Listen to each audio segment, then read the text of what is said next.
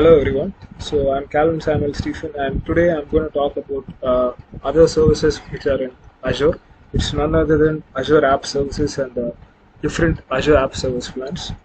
So this session is designed to help you to understand how Azure makes it easier to host and scale your web application. So let's get started. So firstly, what is an Azure App Services? So from the word app services itself, we can identify it's a platform as a service model. So what is an Azure App Services? So Azure App Services is a fully managed platform that lets you host web application and APIs without worrying about the infrastructure. It supports multiple programming languages like .NET, Java, Python, PHP, Node.js.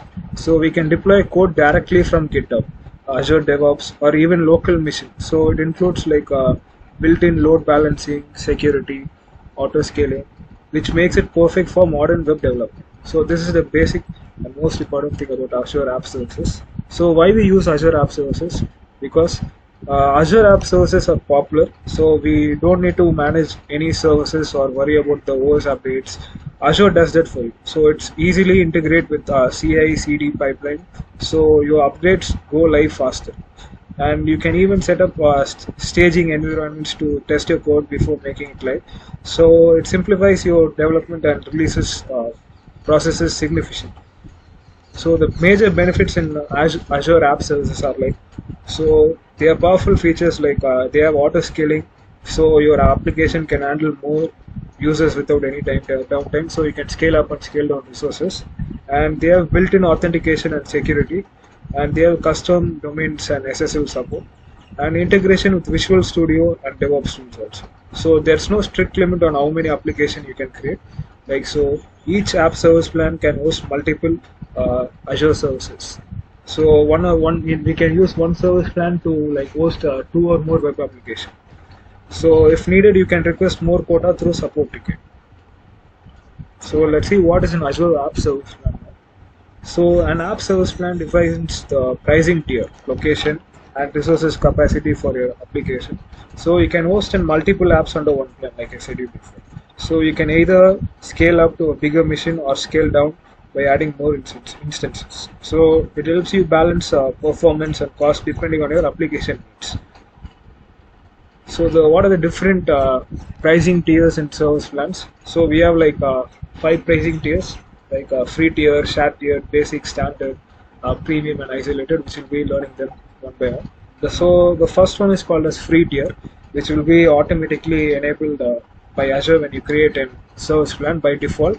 If you don't choose any service plan, this free tier will be enabled automatically by Azure. So free tier is like it's great for testing. It has limited resources and has no custom domain support. So that's what free tier is. So it has like a storage of RAM 1 GB and storage 1 GB, and you can use this only for 60 minutes a day. So that's why it's called a free tier, and it's denoted by F1. So the next one is called a shared tier, which is denoted by D1. So the shared tier still uses like a shared infrastructure, but it supports custom domains. It's good for personal sites and blogs. So this is what a shared tier is used for. So even shared and basics are similarly the same. So like it has like a RAM of 1 GB and storage of 1 GB, and it can be used for maybe 3 to 4 hours. And it adds auto scaling, custom domain, SSL, and daily backups. So for example, a restaurant chain running a reservation system can use a basic tier, and a student working on a college project can use a free tier because it's free completely, so you can access them for 1 hour. A freelancer hosting a personal blog can use a shared tier and connect their own domains. So the next one is basic and standard tier. Basic tier is denoted from the letter B1 to B3, B1, B2, B3. It has a storage of 10 GB and a RAM of 1.7 to 7 GB, and so on. And this basic tier offers dedicated CPU and memory, but it does not support auto scaling. So it's good for application with predictable traffic like internal company tools and so on. And next one is the standard tier, which is denoted from S1 to S3. So it has a RAM of 1.7 GB to 1.75 to 7 GB, and it has storage like 50 GB. So basic tier has 10 GB of storage, and the standard tier has 50 GB of storage. So it has features like it adds auto scaling, custom domain support, SSL, and daily backup, so on. And for example, let's say take a restaurant chain running a reservation system, which can use a basic tier plan, this one, and but an online store with varying traffic because two or more people will be using online store, right? And for that varying traffic, we can choose standard for better scale. So the next tiers are a little bit more expensive than the ones which we have saw earlier. Uh, these are called as premium tier and isolated tier.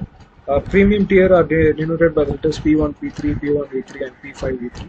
And they have a storage of 250 GB and RAM of 3.5 to 256 GB, which we can scale up and scale down depending on the traffic of the users which we are using.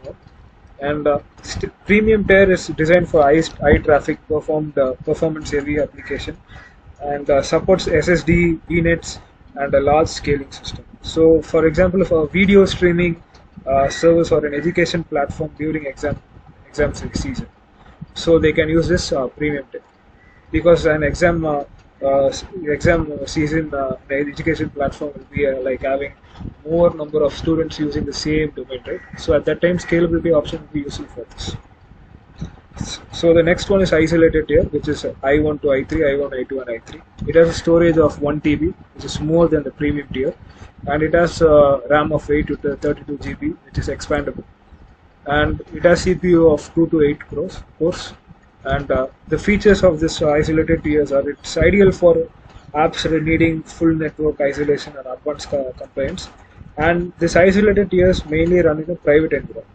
So let's say a bank internal application or a hospital's patient record system can use this for maximum security. So that's what the different tiers are. So to summarize, Azure App Services help you in most modern web application with any ease.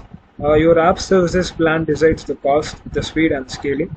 Whether you are testing, running a blog, or managing high traffic portal, there's a plan for everyone. So it integrates seamlessly with GitHub, Visual Studio, and CI/CD tools. So that's all for today. So we have learned about what are Azure App Services and Azure App Service plans. So thank you for listening. So thank you once again.